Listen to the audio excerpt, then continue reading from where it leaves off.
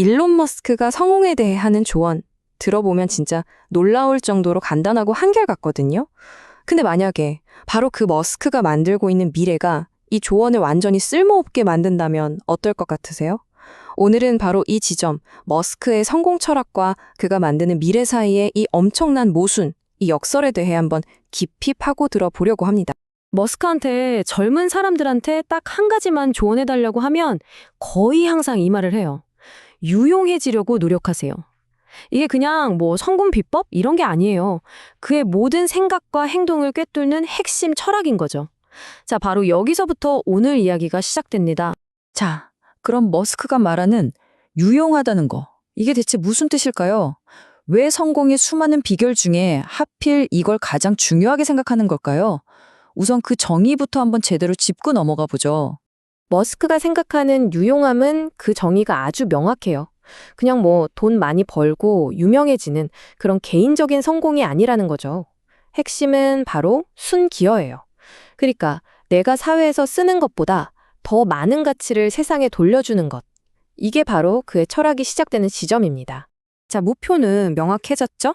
내가 쓰는 것보다 더 많이 기여해라. 그럼 방법은 뭘까요? 어떻게 해야 그렇게 될 수 있을까요? 다행히도 머스크는 아주 구체적인 행동 계획, 일종의 청사진을 딱 제시해 줍니다. 머스크의 청사진은 바로 이 4단계로 요약할 수 있어요. 여기서 진짜 중요한 건 그냥 지식을 쌓는 데서 그치지 않는다는 거예요. 보세요. 첫 2단계는 세상에 대한 엄청난 양의 데이터를 머릿속에 집어넣는 거죠. 그리고 3번째, 이 물리학 제1원칙이라는 걸로 그 데이터의 본질을 꿰뚫어보는 훈련을 하는 거고요. 마지막으로 다양한 사람들과 직접 부딪히면서 이 모든 걸 현실에 연결시키는 겁니다. 결국 핵심은 뭐냐?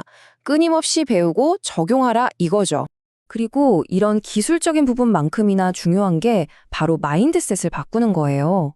머스크는 절대 세상을 한정된 파일을 나눠 먹는 제로섬 게임으로 보지 말라고 경고하거든요. 대신에 뭘 하라고 하냐면 새로운 가치를 만들어서 아예 파이 자체를 키우라고 말하죠. 이게 바로 유용함의 핵심인 거예요. 남의 걸 뺏는 게 아니라 세상에 없던 걸 새로 만들어내는 것. 자, 여기까지가 머스크가 말하는 성공 공식이었습니다. 그런데 말이죠. 바로 여기서 이야기가 완전히 확 바뀝니다. 만약에 일론 머스크가 지금 직접 만들고 있는 바로 그 미래, 그러니까 AI와 로봇의 시대가 우리가 방금까지 얘기했던 이 모든 조언들을 한순간에 쓸모없게 만들어버린다면 이건 어떻게 되는 걸까요? 지금부터는 머스크가 스스로 한 예측이 어떻게 자기가 한 조언과 정면으로 부딪히는지 그 아주 흥미로운 역설의 실체를 한번 들여다보겠습니다. 이 타임라인 한번 보세요. 와, 변화의 속도가 정말 압도적이죠. 불과 2, 3년 안에 AI가 제일 똑똑한 인간 1명을 뛰어넘고 거기서 또 3년이 지나면 인류 전체를 합친 것보다 더 똑똑해진다는 거예요. 그리고 이 짧은 시간 안에 테슬라의 휴머노이드 로봇이 우리 일상으로 들어오기 시작한다는 거죠. 이게 무슨 먼 미래 얘기가 아니라 정말 코앞에 닥친 현실이라는 겁니다. 그리고 이런 기술적 특이점은 결국 머스크의 가장 충격적인 주장으로 이어져요. 바로 일이 선택이 되는 미래가 온다는 거죠. 그러니까 먹고 살기 위해서 일할 필요가 없어지는 세상. 인류 역사상 단 한 번도 없었던 직업이라는 개념 자체가 사라지는 시대가 온다는 겁니다. 20억에서 30억. 이게 무슨 SF 영화에 나오는 숫자가 아니에요. 머스크가 예측하는 건데 앞으로 지구에 돌아다닐 휴머노이드 로봇의 숫자입니다. 전 세계 인구 4명당 1대꼴이에요. 이 정도의 자동화가 우리 경제랑 사회 구조를 얼마나 뿌리째 흔들어 놓을지 한번 상상이나 되시나요? 자, 그럼 다시 맨 처음 질문으로 돌아가 보죠. AI와 로봇이 모든 생산 활동을 다 해버리는 세상에서 인간이 유용하다는 건 대체 무슨 의미가 될까요? 우리는 어디서 우리 존재의 목적을 찾아야 할까요?